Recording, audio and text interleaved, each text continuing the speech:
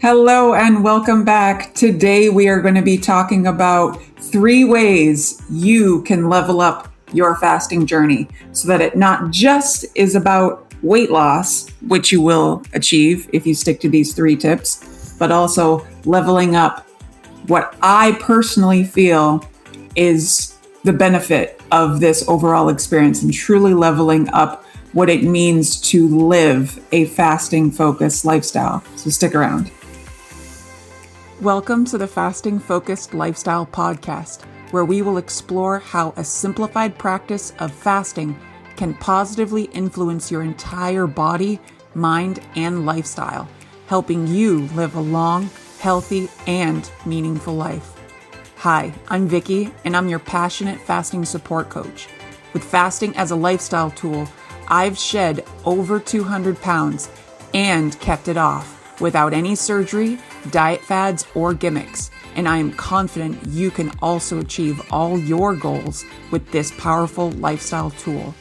If you're ready to tap into history's oldest healing modality for yourself, I encourage you to check out my services at thefastingfocusedlifestyle.com.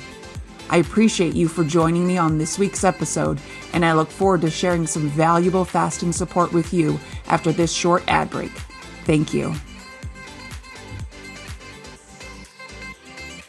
This episode is brought to you by Progressive Insurance. Do you ever find yourself playing the budgeting game? Well, with the Name Your Price tool from Progressive, you can find options that fit your budget and potentially lower your bills. Try it at Progressive.com. Progressive Casualty Insurance Company and Affiliates. Price and coverage match limited by state law. Not available in all states. I'm Serena Williams, and I'm healthier on Ro.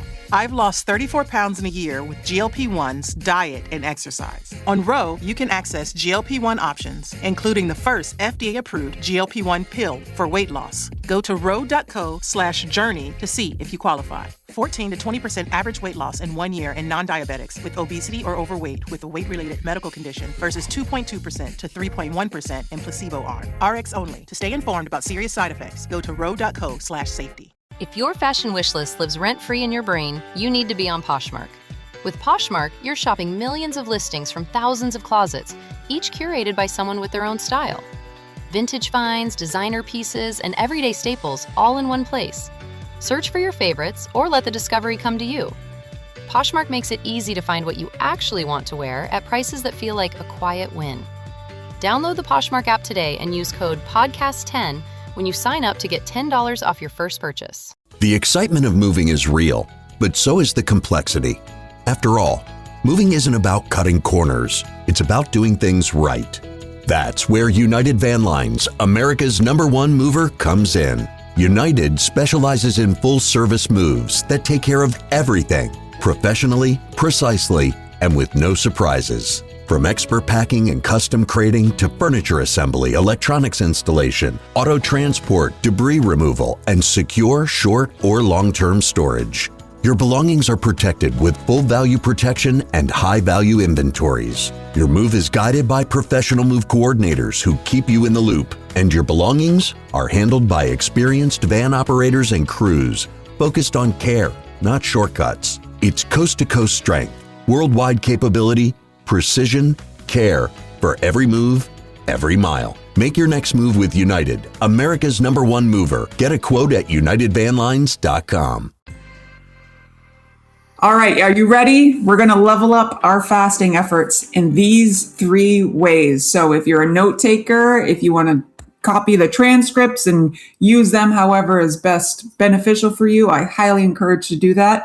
And spoiler alert, I've actually also talked about each of these 3 points many, many times in almost all previous podcast episodes, as well as various different forms of content across the social media content that I've put out over the years.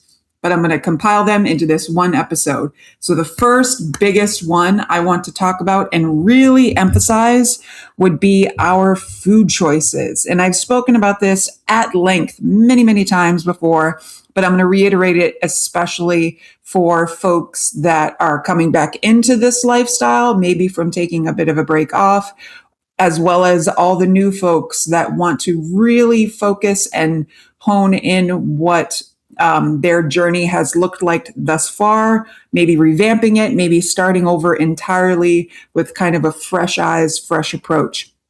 So the first thing I want to talk about is food choices.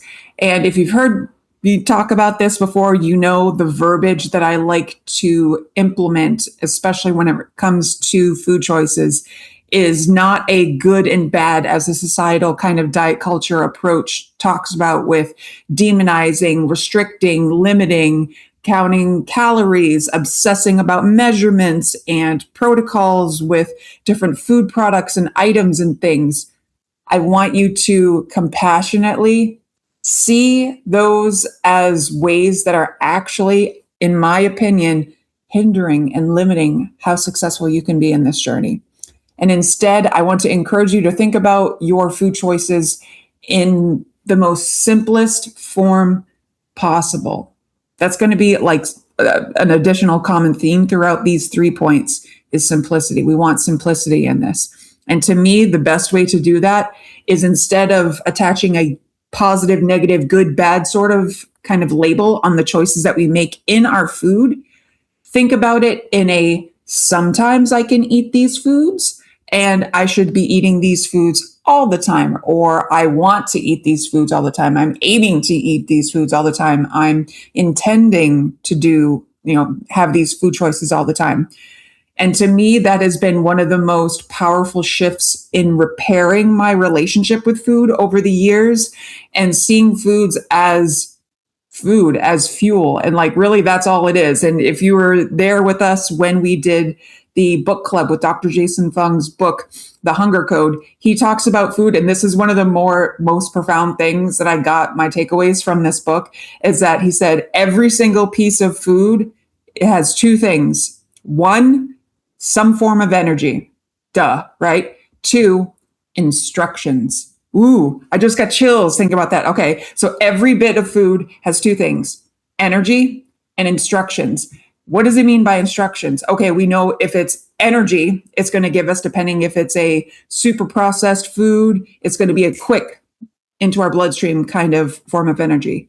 If we know it's a complex, simplified form of dietary fat, something with great amount of fiber, it's going to be, it's going to show up differently in our body. That's the instructions. That's the instructions. So the instructions that Dr. Fung is referring to is how quickly it's going to break down, digest, metabolize in our body, what the hormonal response is inside our body from the food that we are consuming. If your body has to work really hard to process, digest, it's going to behave differently inside our body compared to something that is minimally processed, whether it's fresh vegetables, fruit, clean dairy, cheese, sources of meat that you're consuming, whatever. Every bit of food has got energy and directions. And if you think about that in a quality instead of quantity and restrictive sort of kind of mindset, you're already in the right direction. You're already thinking about this in a more way where you're thinking about, how can I be respectful to what my preferences are, what my cravings are, what I know is going to taste good, what's going to be something that I continue to see as a viable food to continue to consume for the rest of my weight loss journey with fasting and beyond.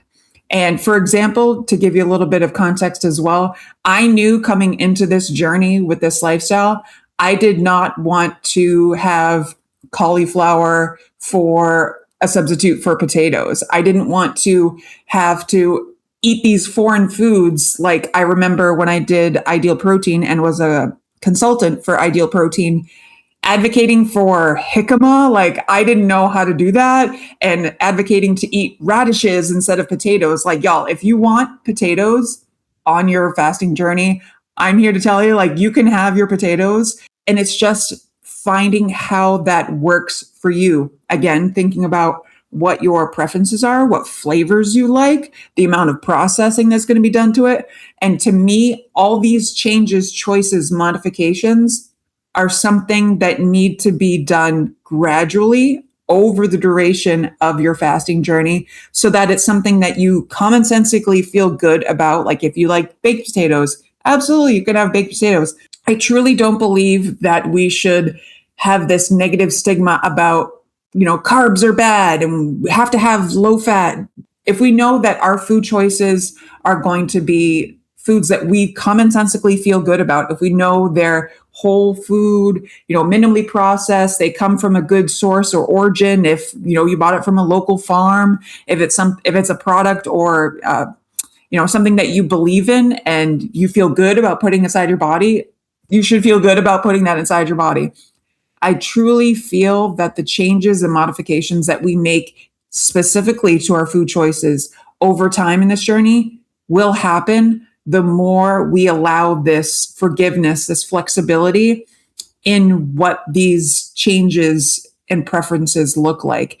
And if you've not yet experienced the changes that can happen, especially pertaining to your taste buds will continue to morph and change. And if you've ever done any form of keto, there's a lot of cleansing and restructuring going on with your taste buds inside the further on that you get in this journey. And many folks that I've spoken to have told me about how when they get further along in their journey, and I believe it's like a symptom, like a similar symptom with ketogenic way of eating as well, where you get this, I don't know, like if it's going to be kind of like kitschy or whatever, but this kind of cleansing of your taste buds does absolutely happen. I can attest to that first and foremost because I very much used to be a sweets person all the way. I was very much a sweets girly. And over the time of my journey, that has morphed and changed. And I very much am a savory person now. Yes, I still like to have sweet things here and there, but I know for me, I don't really prefer too much of the taste of sweet things. Like my bodily response has developed over time. Like if you allow this to happen within yourself, it can also happen for you too. This change in communication that your body will provide to you of like, whoa, that's too much. Whoa, that's too sweet. Ooh, I want something salty. Okay. I firmly believe you can listen and honor what cravings and preferences and tastes that you have while still honoring what your long-term goals and intentions are, especially pertaining to those food choices. Because if we have this, firm, fixed sort of, can't have that food is bad. Oh, I should only be eating this. And I need to measure. I need to count. You are boxing yourself in so firm and so tight that firm rigidity is going to make you derail. It's going to do it. If you've ever had any kind of weight loss program experience in the past, heavily dietary, limited, restricted, counting calories, obsession over choices and everything, there's a reason we weren't successful on that, right? There's a reason. It's too restrictive. Just like you would, feed a child if you have children, commonsensically is a term I like to lean into, commonsensically, what these good food choices are. What is going to keep you feeling satiated. What is going to provide the adequate amount of nutrients. And to me, you don't have to know everything right out of the gate. If you know commonsensically, like I know that this is a good food choice combination, build off of that. Build your confidence in your food choices. Build your confidence over time with your shopping habits. Like let yourself get playful. Get a little bit curious, explore different areas of flavors and spices and food combinations. Heck, we're coming into fall right now, like in the beginning of August. I'm really excited about like pumpkin spice flavored everything and like experimenting different flavors of what you like, what's available to you seasonally, regionally. I promise you can make it work. If you need more tips on food choices and how to make things work for you, send me a message or consider joining my school community. And I'd be more than happy to go into a little bit more detail for you and how we can really make that work for you on your journey. Number 2 that I want to get into is one of the most talked about topics that I usually address with my clients, group members as well, is consistency. Now, consistency is something that I truly feel is a cornerstone of my success in this journey. And consistency doesn't mean showing up every single day, gleaming wonderful at 100%. Sometimes the consistency is showing up every single day, sometimes at like 2%. Sometimes you're at like 89, 90%, feeling wonderful. Some days you feel like you're 120% and you're like, yay, I'm flying. And other days you feel like you're at 1. I know that the life changes will ebb and flow no matter where you are, no matter what's going on. The truth of the matter is that if you establish this consistency within yourself with this lifestyle and this practice, this mode, it's like a meditation. It's like a job that you're giving yourself. It's a task. You have to establish what level of importance this practice, this mode, this tool has in your life. How important is fasting for you? Like, I'm going to ask you right now, pause and think about this. How important is practicing fasting to you? Not what it looks like, not what it feels like, what you see and what you value. Do you value the practice of fasting? Sit with that for a minute. Fasting, as I've said before, is the oldest healing modality in recorded human history. It's embedded within our DNA. It's who we are as people. It's something that we need to return to. If you have expectations of being successful long-term, it just means showing up through the messy, through the awesome, through the celebratory, through the boring, showing up every single day and making it work for you is going to be such an individualized, custom journey that could be looking similar to others. It might look sometimes similar to mine or similar to a friend or neighbor. And that's great, but it needs to be absolutely uniquely you and something that you are willingly, consistently, non-negotiably, making up my own words now, showing up for yourself every single day. If it's important to you to practice this, you'll do it. I'm living proof of that. I've consulted with many folks who have that same establishment of that practice and consistency for themselves. And y'all, like, I wouldn't be here where I am sitting talking to you today. Now, just hit my 8-year fasting anniversary. 8 years. Can you imagine yourself 8 years from today, from listening? All you have to do is be consistent. My consistency is not the same level every single day, but it's there every single day. It's there at the bare minimum every single day. Some days obviously have been phenomenal and easy to sail through without any issues. And yeah, there have been some days that have felt like a white knuckle kind of journey. And I'm showing up every single day because, as I've said many, many, many times before, my consistency with my fasting practice each and every single day is absolutely non-negotiable. It's an embedded part of who I am, how I live my life every single day. It's my non-negotiable. So again, I'm going to ask you, how important is your fasting journey to you? Is it at the level where you can make it your non-negotiable to be consistent every single day, no matter what? If it is, you can be successful. Hi, Ryan Reynolds here for Mint Mobile. Are you looking for a beach read this summer? May I suggest your big wireless bill? It's got suspense, mystery, a slightly flat, emotional arc, and a shocking twist where you realize you've been overpaying the entire time. Fortunately, though, Mint's story is better. Every plan, $15 a month, even unlimited. That's it. Happy ending. Zero tears. Give it a try at mintmobile.com/switch. Upfront payment of $45 for 3 months, $90 for 6 months, or $180 for 12-month plan required. $15 per month equivalent. Taxes and fees extra. Initial plan term only. Greater than 50 gigabytes may slow when network is busy. See terms. All right. Number 3, the last and final one. I saved this for last. Take a deep breath with me. The last one I want to talk about with you is your inner self-talk, your inner verbiage, the inner wheels, your inner chit-chat that spins. For most of us, and myself included, from who and where I was when I started this journey is completely different from where I am and what plays in my mind for my inner self-talk at this moment, talking to you today. And I very firmly believe that it is this, just like with our consistency that we talked about, it's something that we have to consciously respectfully and very compassionately tend to each and every single day, through the hard, through the celebratory, through the boring, through the mud, through the victory parades. We have to tend to what verbiage we allow to spin in our mind. And that self-talk is what we think about when we're in the mundane, the day-to-day, when those hunger pangs come up.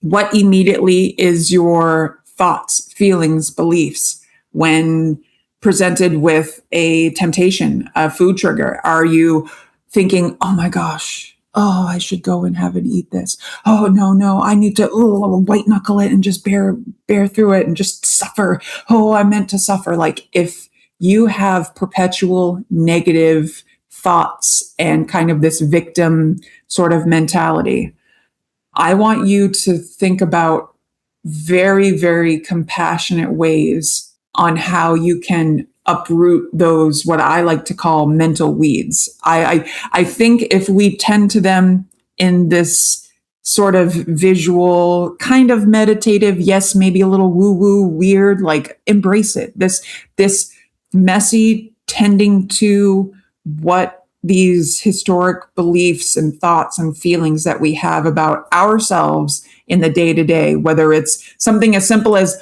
looking at yourself in the mirror. Like, can you make eye contact with yourself in the mirror and have a feeling of happiness, of content, of self-love?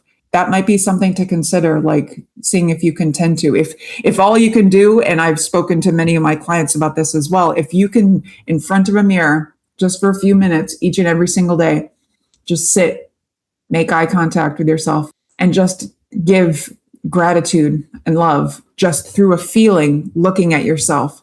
Let it be weird. Let it be weird. It's going to feel uncomfortable. But if we let these overwhelming victim mentality, negative, ruminating sort of thoughts persist and take over our headspace, you're going to stay struggling on your journey. You really will. The thing that I have adapted over the years is kind of this mindset of, is future Vicky going to be happy with the decisions that present Vicky makes? And a lot of the times throughout my journey, when I catch myself at, eating, feeling like I could go into a spin of eating too much, I kind of hold whatever it is in front of me and just think. And I see this kind of split. If you know the Robert Frost poem, The Road Less Traveled, I see this kind of split path in my mind. And I'm like, okay, I could, my default setting would be this negative, perpetuating victim mentality. And, oh, I'm so bad, I'm broken, nobody likes me, I should just eat my feelings. Ugh. Like that, to me, that was the easy path. That's the easy route. Now, does easy mean great, good, wonderful, positive? No, it means staying stuck, staying with every negative kind of habit that has not served us in the past. Sometimes tending to that inner self-talk means taking that road that is new, that is scary, that maybe feels like you don't deserve to go down that road. Ooh, that hit hard. Ooh, I got goosebumps. Maybe it feels like it's the road that you've always wanted to go down. It's the road that you've always wished you could, that everybody else has got except for you.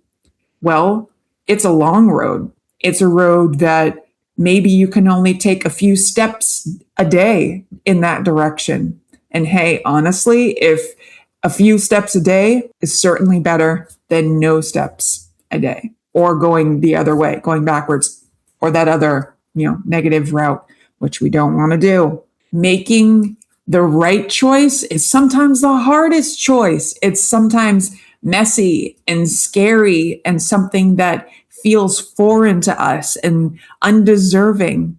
But it doesn't have to be this, again, the diet culture ideology of all or nothing, go full steam ahead, clear your refrigerator and your cupboards and only buy these foods and this. Like, that's so firm, rigid, overcomplicating of a very simple attentive to this process kind of protocol that we need to allow to happen within ourselves on our journey.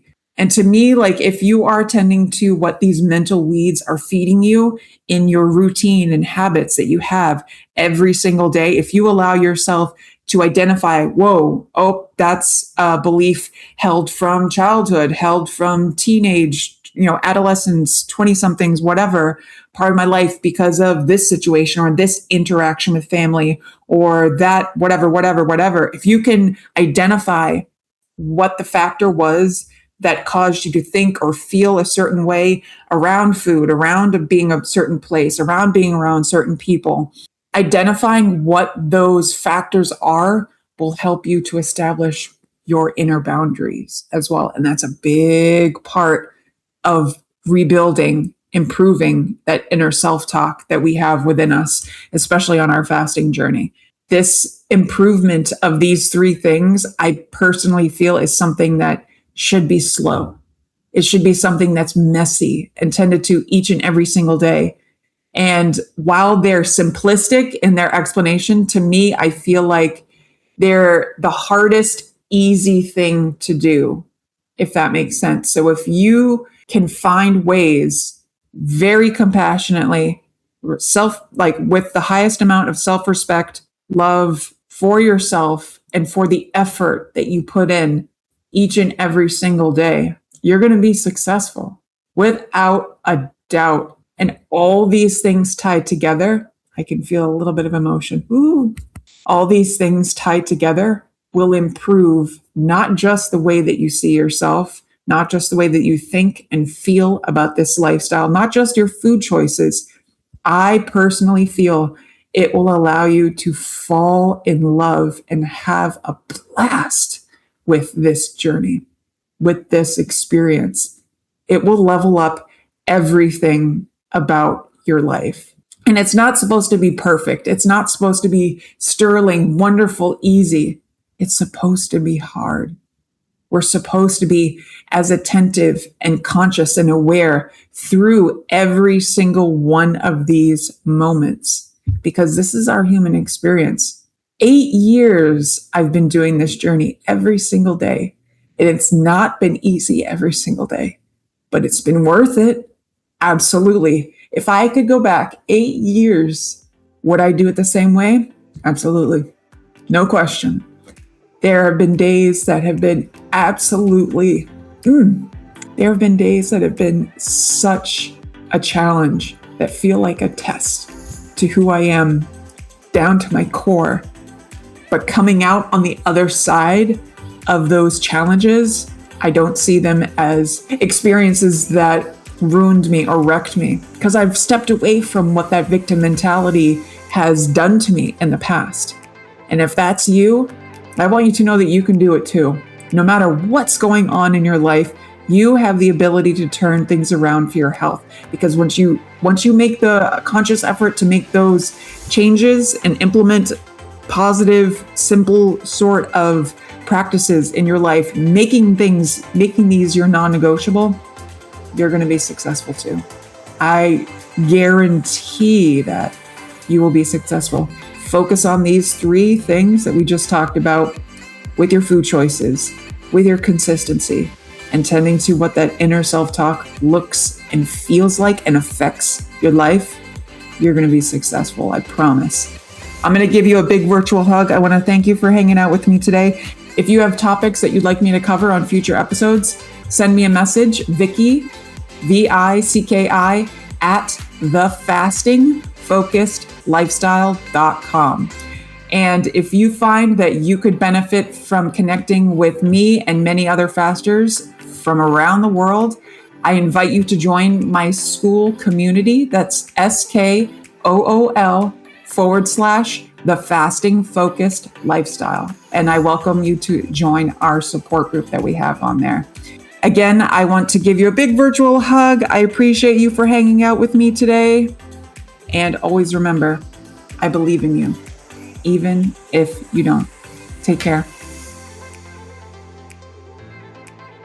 The Fasting Focused Lifestyle Podcast. Copyright 2026.